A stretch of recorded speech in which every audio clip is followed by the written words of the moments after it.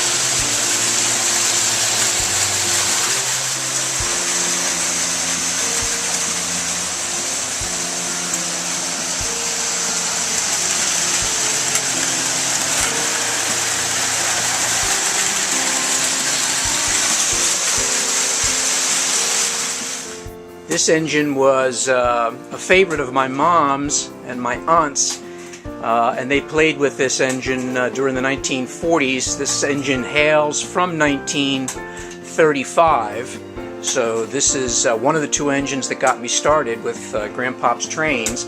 And this one up here, in the suspended track up above, that is the first. That's from 1934. So this whole unit right here are trains from that era. And I remember playing with them as a kid, dropping them, doing things that shouldn't have been done to them, but here they are, what, 80-some years later, and they're still running like tops. Theme here, of course, is an oil field. Those are storage tanks, and if I hadn't been sick this past April, all in here is going to be a refinery. So I know exactly what I'm going to put in here, but it's going to have to wait until my next trip to York in October. Remember those bases that you cut? Those pieces that you cut? I said I was going to stick mirrors in them. Well, there they are. And those are the only things, so far to date anyway, that I didn't do myself. You cut the groove in them. And I think they came out real well. Kind of fools the eye and lets the trains be seen from a different dimension. So it worked out real well. I'm happy with that. Up above here are my great Uncle Harry's houses, barns, animals, etc., which I've suspended from above, right there. I mean, I'll tell you, this cord, you could sound like a guitar string. It's so taut. But these are from the mid-1940s, and I wanted to have them be a part of the scenery. I just decided that I would suspend them, kind of like I did this overhead track here. That Sunoco sign back there is my very latest addition. I just, fell in love with the idea of that electronics, and of course it is Sunoco, so that works for me there. Tina made this fantastic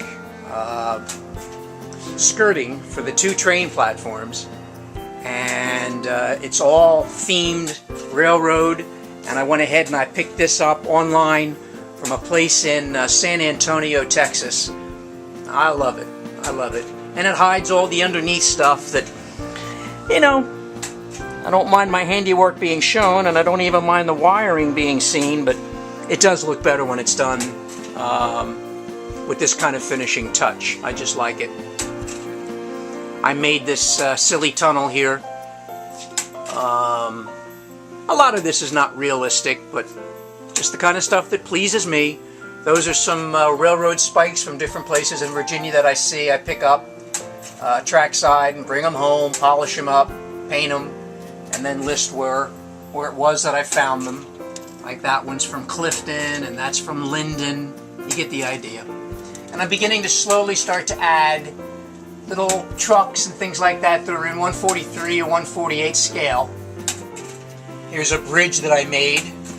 These two platforms are truly separate. They're connected by this bridge which I made and that bridge which was my father's from the mid-1950s.